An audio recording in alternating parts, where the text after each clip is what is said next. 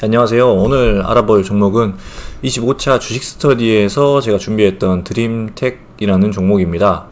원래 2주에 한 번씩은 올리려고 했었는데 제가 지난번에 요즘 유행하는 코로나에 걸리다 보니까 좀 미뤄져가지고 늦게 올리게 됐는데, 앞으로는 2주에 한 번씩 올려가지고 저도 공부하고 다른 분들에게도 도움이 될 수 있도록 꾸준히 업로드 해보도록 하겠습니다.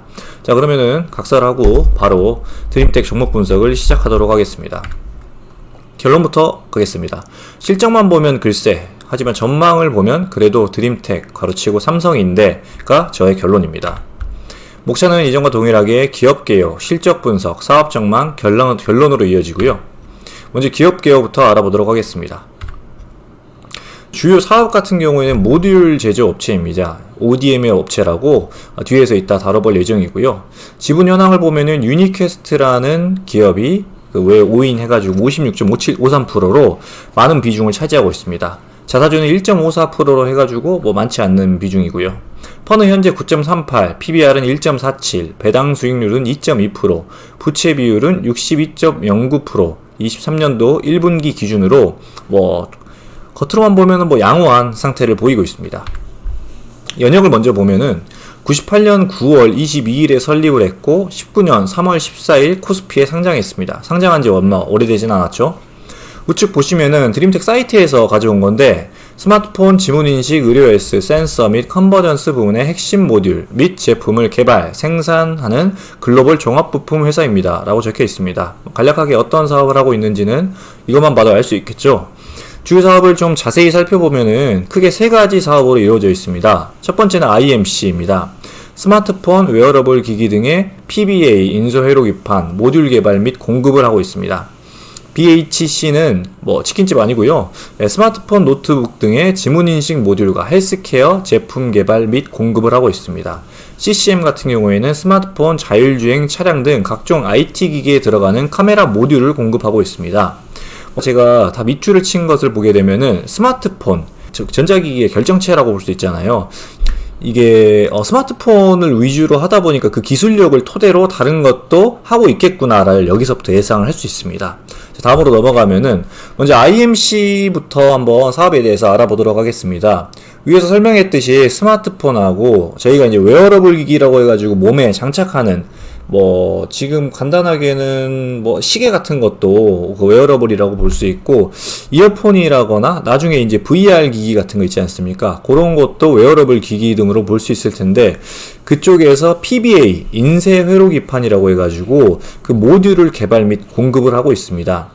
사진에 보시게 되면은 그 모바일 혹시 스마트폰 분해 한번 해보신 분들 있으신지 모를 텐데, 뒤쪽을 커버를 열어봤을 때 옛날에 보이던 적도 있었어요. 지금은 좀 이제 많이 내장돼 있어가지고 제대로 보이지 않는 것 같은데, 이게 다양한 부품들에 집합돼가지고 스마트폰 자체 하나를 이루고 있는데, 그 안에 들어가는 모듈 하나하나를 생산을 하고 있다라고 이해를 해주면 되겠고, IMC에서는 OLED 디스플레이 모듈, 여기 보시면은 OLED 디스플레이 모듈, 그리고 EMS, 그리고 스마트폰 하단 통합 모듈, 상단 모듈, 폴더블 스마트폰 모듈, 스마트워치 내 모듈, 스마트폰 측면, 그리고 내부, 그리고 AR, VR 기기의 상단 및 그 측면 모듈을 담당을 하고 있다라고 생각을 하시면 되겠습니다. 이런 것들이 많이 나왔을 때 기술력만 담보된다면은 추후에도 꽤 괜찮겠구나 라고 예상을 할 수 있는 부분이죠. 자, 그럼 다음으로는 BHC입니다.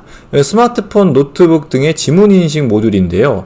앞에서는 인쇄 회로기판 해가지고 이제 기본적으로 들어가는 부품들이 줄을 이뤘다면은, 여기서는 이제 지문인식 위주입니다. 보게 되면 여기 지문인식 센서 같이 보이시죠? 갈수록 지금 지문인식도 처음에는 무슨 겉으로 좀 투박하게 있다가 발전해가지고 뒷면에 편하게 붙었다가 화면까지도 붙었다가 다양한 방식으로 발전을 하고 있는데요. 이렇게 계속 발전해가고 있는 지문인식 모듈을 만드는 회사다라고 이해를 해주시면 되겠습니다. 보시게 되면 스마트폰 홈 버튼에 이제 지문이 붙어 있어서 그렇나 보죠. 그리고 후면 홈 버튼, 그리고 사이드 키, 노트북 홈 버튼, 그리고 인 디스플레이, 이제 안에 있는 거겠죠. 도어락 같은 경우도, 그리고 포터블 SSD 부분에서도 사용이 되고 있는 모습을 볼 수 있겠고, 이게 워낙 생체 인식이 대중화되지 않았습니까? 그래서 요거를 이미 솔직히 스마트폰에 전부 들어갔기 때문에 그만큼의 확장성을 좀 보이긴 어렵겠다. 왜냐면은 이거 같은 경우는 기술은 발전을 하되 들어가는 양이 솔직히 한계가 있잖아요. 왜냐면 하나씩밖에 안 들어가기 때문에. 하지만 그럼에도 불구하고 그 기술력을 가지고 있다면은 요게 나중에도 큰 왜냐면 다른 형태로 들어갈 수 있지 않습니까? 새로운 제품인 IT 기기가 만들어졌을 때 거기에도 들어갈 수 있기 때문에 그때는 좀 수혜를 볼 수 있지 않을까라고 생각을 해볼 수 있습니다.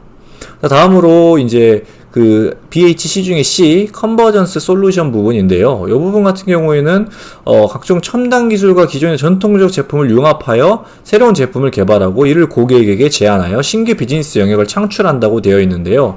보게 되면은 그 의료기기하고 관련된 부분의 그 제품들을 많이 생산한다는 것을 확인할 수 있습니다.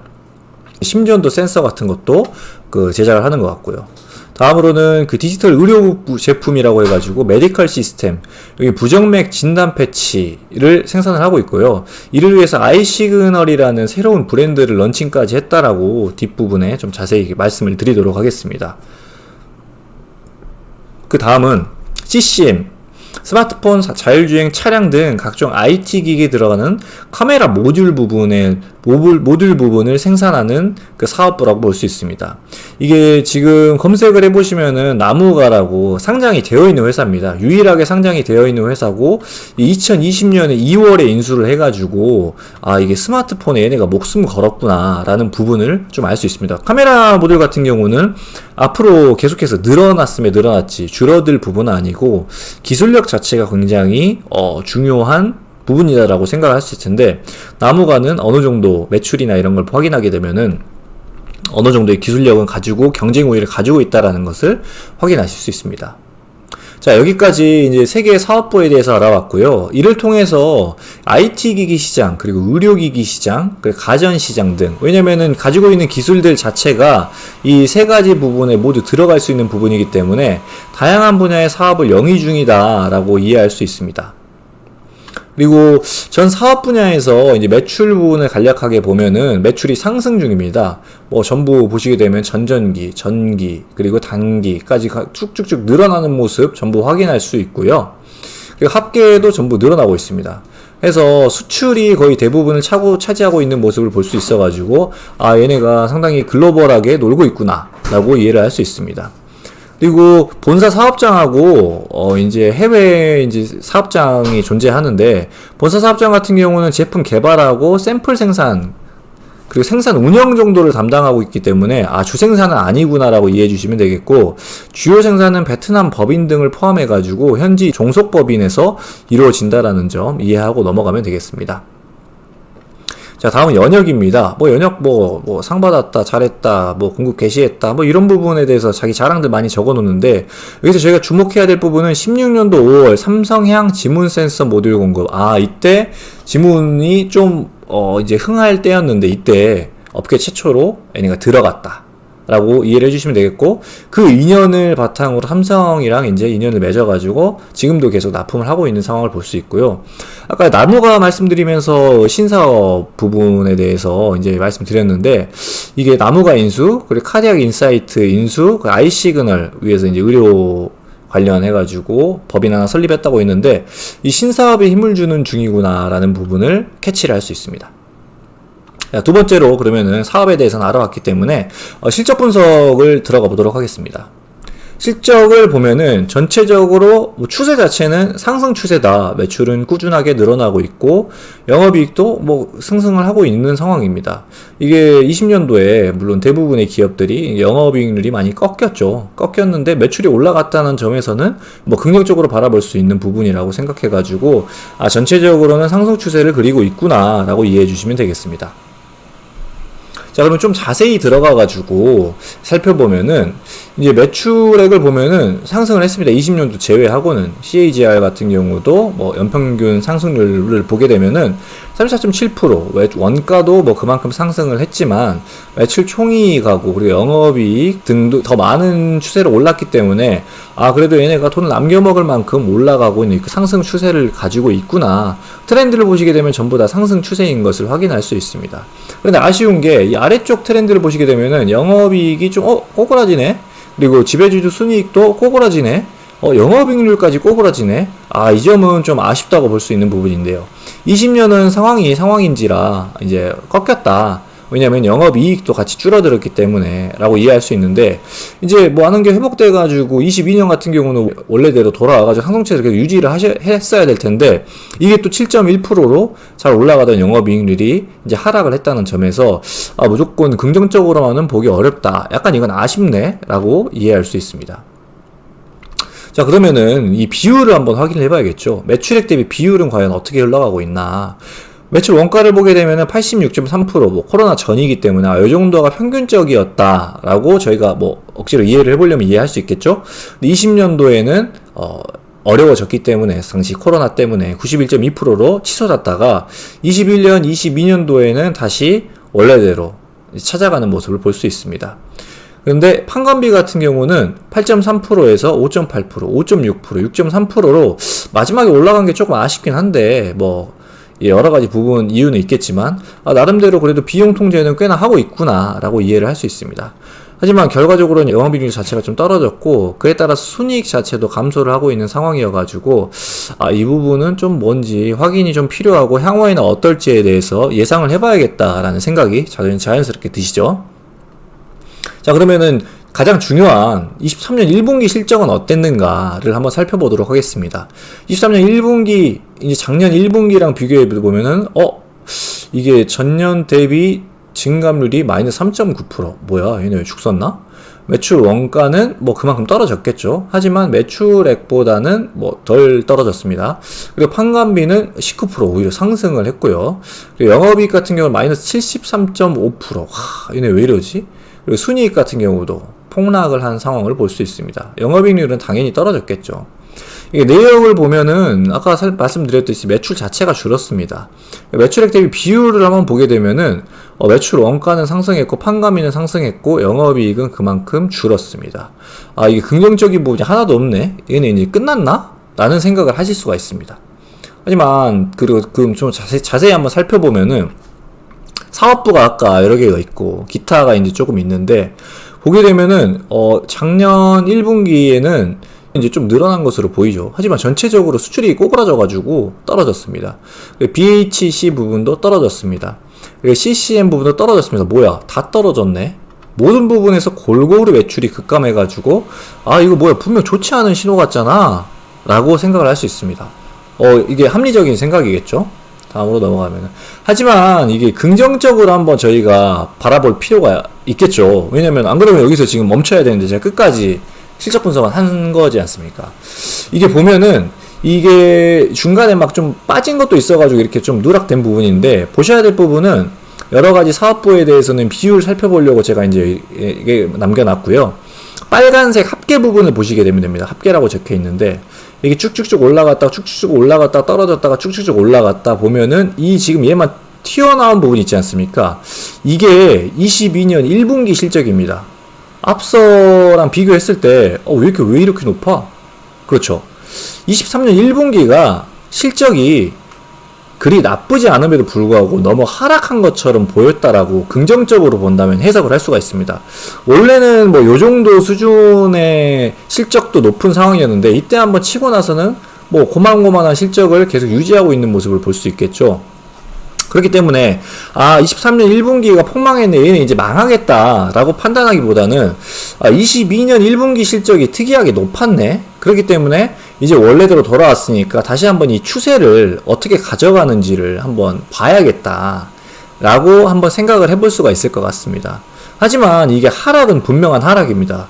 전년 대비를 떠나서라도 그 전에 있는 얘들조차 넘어가지 못했다라는 거는 이게 코로나가 끝났음에도 불구하고 상승 추세를 가져오지 못하네 라는 생각을 자연스럽게 하게 하기 때문에, 이를 보완할 무언가가 있는지에 대해서 저희가 이해를 하고 그걸 토대로 투자를 하는 게 저희가 해야 될 일이겠죠. 해서 다음은 이제 그 부분에 대해서는 뒷부분에 대해서 알아볼 거고, 이제 현금성 자산 부분에 대해서 한번 알아보도록 하겠습니다. 이 부분 같은 경우는 다행히 낮은 부채 비율을 가지고 있습니다.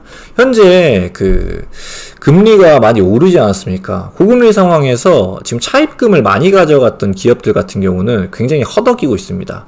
회사채 같은 경우도 발행을 하고 싶어도 뭐 신용이 좋은 데 같은 경우는 8년은 나가는데 그 부분을 회사채로 또 하게 되면은 이게 또 금리 자체 또 부담이고요. 차입금으로 하는 데는 더 부담이겠죠. 왜냐면 회사채보다는 확실히 높은 금리를 줘야 되기 때문에 부담이겠죠. 그렇기 때문에 지금 같은 상황에서는 차입금이 좀 적고, 그리고 현금성 자산 같은 경우는 넉넉히 가지고 있는 기업들이 좀 유리한 상황이다라고 볼 수 있습니다.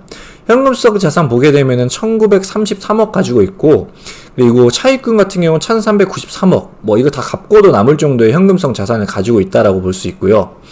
이게 시총 대비 이제 순현금 비율만 봤을 때 8.7%, 그리고 이 시총 대비 순현금 플러스 장기 자산 비율 봤을 때 12.1%로 뭐 긍정적이다라고 저는 살펴볼 수 있습니다. 그리고 부채 총계 부분에 대해서 보면은 이제 순현금 대비 비율은 17.2%, 그리고 이게 대비 순현금 플러스 장기 자산 비율 같은 게 23.8%로 나쁘지 않다. 그리고 부채 비율 자체도 62.1%로 긍정적으로 바라볼 수 있다. 현재 같은 고금리 상황에서는 건전성 부분은 양호한 기업이구나라고 이해를 하고 넘어가 주시면 되겠습니다. 그러면 다음으로 이제 캐시플로우라고 하죠. 현금 흐름은 정상적으로 들어오고 있는지. 왜냐면은 지금 빚이 없어도 돈이 안 들어오면은 결국에는 돈이 없기 때문에 기업이 또 안 돌아가는 상황이 벌어질 수 있지 않습니까? 추가로 차입을 해야 되는 상황도 벌어질 수 있고요. 23년 1분기를 보면은 다행히 모두 긍정적입니다. 영업활동은 보통 플러스, 나머지 두 가지는 마이너스면은 긍정적으로 잘 돌아가고 있구나 라고 이제 이해를 할 수 있는데요. 그럼 재무활동 같은 경우를 근데 보게 되면은 20년, 21년, 22년 뭐야? 얘네 연속 3년 동안 플러스였잖아. 왜 이러는 거야? 라고 생각을 할 수 있습니다. 근데 이 부분을 보게 되면은 2020년하고 22년 같은 경우는 유상증자, 21년도에는 차입금으로 확인이 되었습니다. 하지만 모두 이게 아내가 돈이 없어가지고 허덕인 게 아니라 사업 확대를 한번 제대로 해보겠다라는 걸 토대로 이제 증자를 하고 차입을 한 거기 때문에 부정적으로만은 보기 어렵다라고 저는 생각을 했습니다. 왜냐면 이 내역을 보게 되면은 기업이 힘들어서 한 게 아닙니다. 20년 같은 경우에는 이제 시설 자금 조달을 목적으로 유상 증자를 실시를 했다고 되어 있는데요. 이제 뭐 이거는 뭐 시설을 좀 늘려가지고 우리가 좀 잘 해보겠다라는 신호고요. 그리고 22년도 같은 경우에는 여기 카디악 인사이트 인수를 위한 3자 배정 유상증자 실시를 했습니다. 이 지분 교환이어가지고 뭐 일반 주주들한테 이제 판매를 한 게 아니라 이제 여기 보게 되면은 드림텍이 이제 카디악 인사이트라는 기업의 경영권 인수를 위해 가지고 얘들의 최대 주주인 CIDT 홀딩스가 보유한 카디악 인사이트의 주식 총수의 100%죠. 이걸 취득을 하면서 이 얘네 있잖아요. CIDT 원래 이 주주였던 얘한테 드림텍의 신주 3.45%를 이제 넘긴 거죠. 이거 뭐 공동으로 이제 얘네 드림텍 같은 경우는 카디악 인사이트를 인수를 하면서 얘한테 넘기는, 결국 얘는 투자를 하게 된 거겠죠. 엄밀히 따지게 되면은. 해서 이 부분도 얘네가 투자를 하기 위해서 이렇게 유상증자도 하고 뭐 했구나라고 이해를 해주시면 되겠습니다. 자, 그렇다면은 앞서 이제 실적이나 아니면 자금 조달이라거나 사업 부분에 대해서 알아보았는데, 그러면 저희가 이제 과연 그래서 네가 그렇게 얘기를 했는데 나중에 이게 투자할 만한 기업이냐, 사업 전망이 어떻길래 그러냐라는 부분이 사실 제일 궁금한 부분이죠.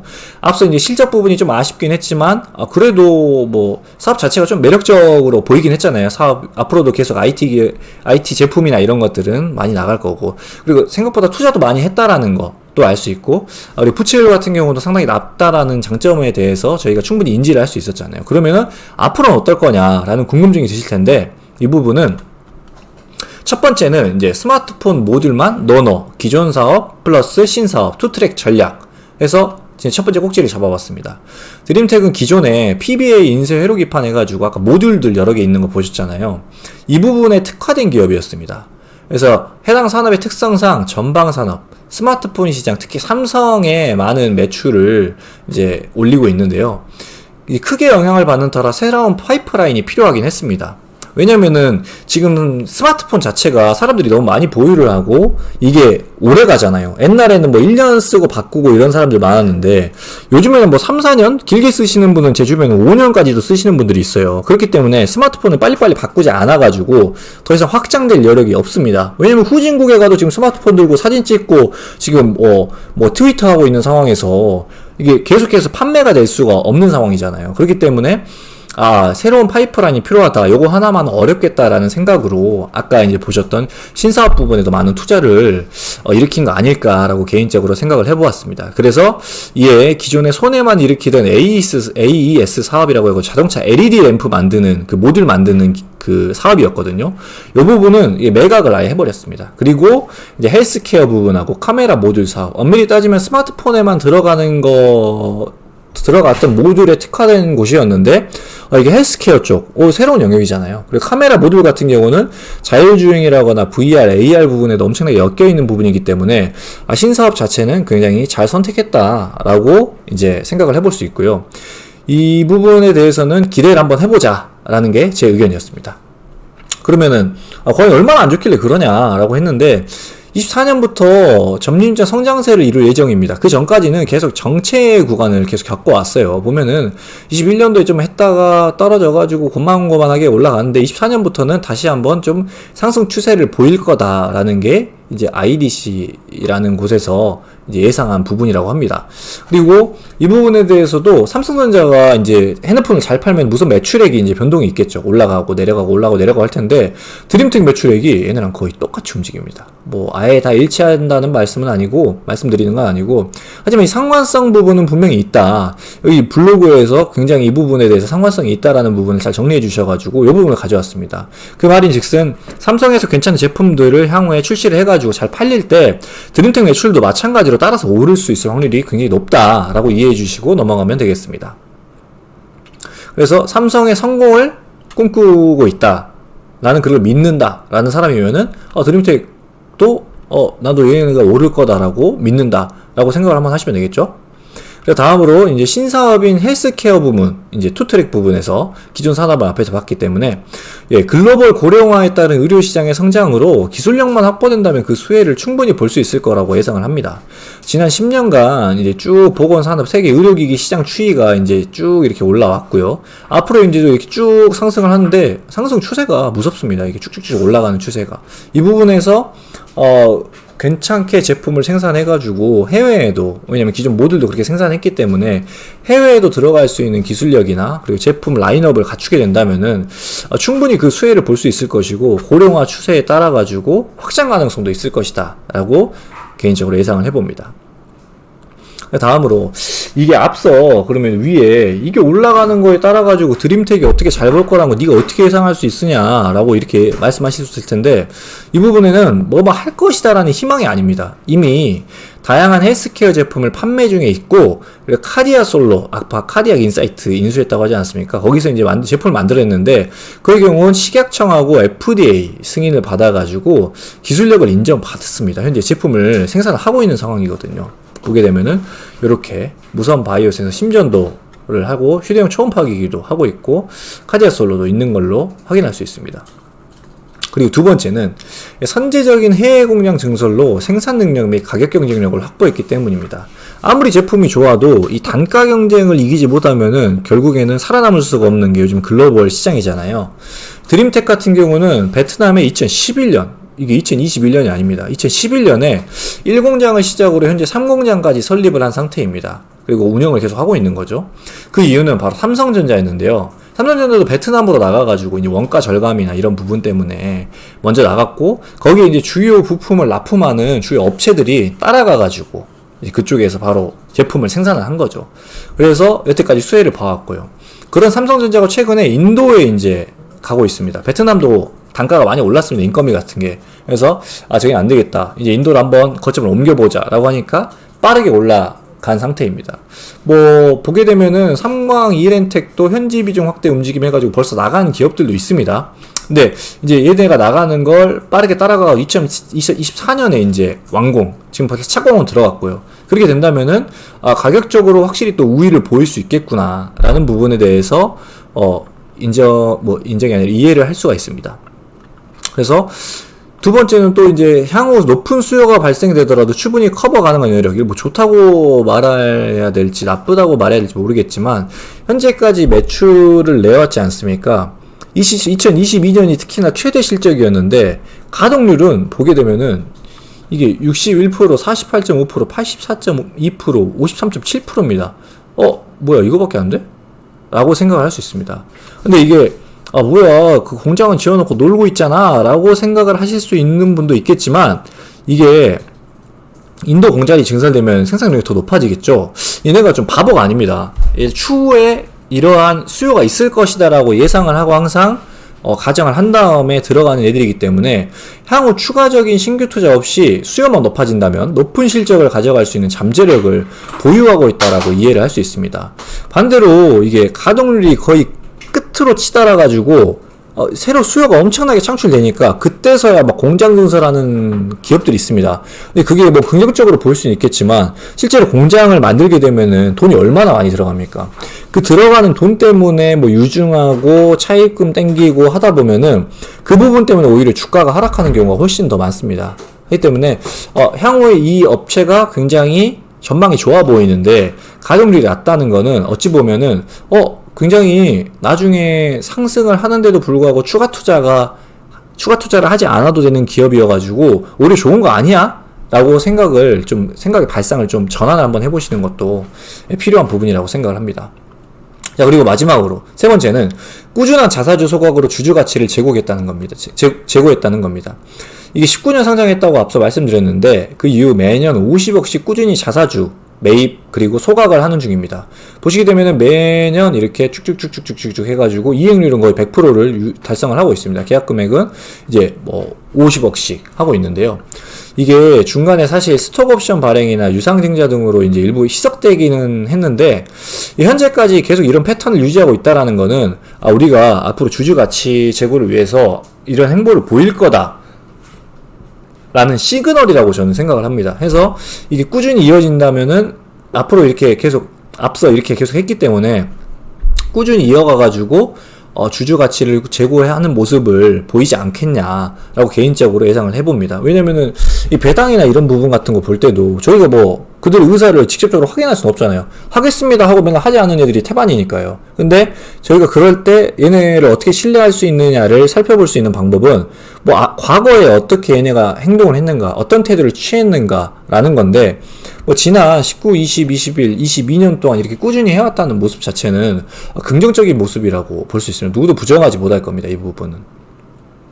그리고 기타라고 해가지고 주담 통화 2022년 11월 25일 날 잘 하셨던 여기 사이트 제가 적어놨거든요. 적어놓으신 분이 있더라고요. 그래서 이 부분에서 주담 통화 결과 BH 사업 내 지문인식은 거의 삼성향이며 자사 기술력에 자신감을 보였다고 합니다. 삼성 쪽으로 많이 나가고 있다라고 이해를 해주시면 되겠고, 헬스케어 부문 매출은 대부분 무선 바이오 센서에서 나오고 있으며 국내 해외 경쟁자는 없음. 잘만 된다면은 그러니까 기술력만 확실히 존재한다면은 확실히 해외로도 뻗어나갈 수 있다 라고 생각을 할 수 있습니다. 주담조차 성장 동력은 헬스케어 쪽으로 볼 수 있습니다. 투트랙이라고 말씀드렸는데 이 부분 이제 신사업 중에 헬스케어를 긍정적으로 보고 있다 가장 라고 이해를 해주시면 되겠고, 투트랙은 이제 삼성전자 핸드셋 플러스 이제 휴대폰을 말하는데 그 헬스케어 부분으로 나아갈 예정이라고 이제 이해해 주시면 되겠습니다. 자, 그렇다면은 장황하게 이제 길게 제가 이제 설명을 드렸는데 결론은 앞서 아까 설명도 드렸지만 최근 실적은 분명히 아쉽습니다. 꼬꾸라지는 모습도 보이고요. 하지만 이렇게 미래가 기대되는 기업은 좀 오랜만이었던 것 같습니다. 현재 스마트폰 판매량 부진에 따라서 매출이 하락한 최근입니다. 하지만 향후 다양한 IT 기기의 등장 그리고 헬스케어 사업의 성장성을 생각해 봤을 때 최근 분석했던 여느 기업보다 미래가 기대가 된다. 그리고 펍밴드를 보게 되면은 실적 부분 이렇게 쭉 이어봤을 때 이대로 거의 바닥권에 있다라고 볼 수 있습니다. 이 부분을 제가 아예 믿고 막 이러는 건 아니지만 미래가 기대가 되고 그리고 바닥권에 이렇게 쭉 붙어있는 기업이다라고 하면은 이거 한 번쯤 매수를 해가지고 오히려 더 떨어지면 추가 매수를 할 수 있는 정도의 기업 아닐까라고 개인적인 생각이 들고, 현재 주가가 9,170원이었습니다. 근데 이게 지배구조 이제 변경으로 해가지고 이제 뉴스가 한번 뜨니까 주가가 한번 크게 상승해 버렸어요. 그래서 예상 최초 매수가는 9,000원이었는데 지금은 살 수가 없다라는 판단을 현재 했고요. 그리고 목표가는 제가 17,424원 정도로 잡았고요. 이걸 잡은 이유가 여기 한 파란선 정도 맞춰가지고 잡았습니다. 수익률은 그렇게 된다면 93.6%겠죠. 얼마나 걸릴지 모르겠지만 중간에 배당도 뭐 2%밖에 지금 현재 되지 않지만 그래도 주고 꾸준히 이제 자사주도 소각을 하게 된다면은 어느 순간에 매출도 이제 그 카메라 모듈 부분에서도 잘 나오고 가동률도 높아지고 그리고 헬스케어 부분에서도 가시적으로 성장성이 보일 때 아마 이게 좀 더 올라가는 모습을 보여주지 않을까라고 개인적으로 예상을 해봅니다. 해서 저 같은 경우는 이제 기다렸다가 이 예상 최초 매수가가 오게 되면 한 번쯤 매수를 고려해보겠다라는 결론을 내리게 되었습니다. 자, 이상으로 드림텍 종목 분석에 대해 한번 분석을 한번 해봤고요. 앞으로도 제가 뭐 2주에 한 번 정도를 목표로 꾸준하게 이제 유튜브에 올리고 블로그에서도 꾸준히 작성을 해가지고 할 예정이니까 모두들 저처럼 코로나 걸려가지고 하시는 일 잘못되지 마시고 꾸준히 지속해가지고 모두 성투하시길 바라겠습니다. 자, 이상으로 오늘 종목 분석을 마치겠고 건강 유의하시기 바랍니다.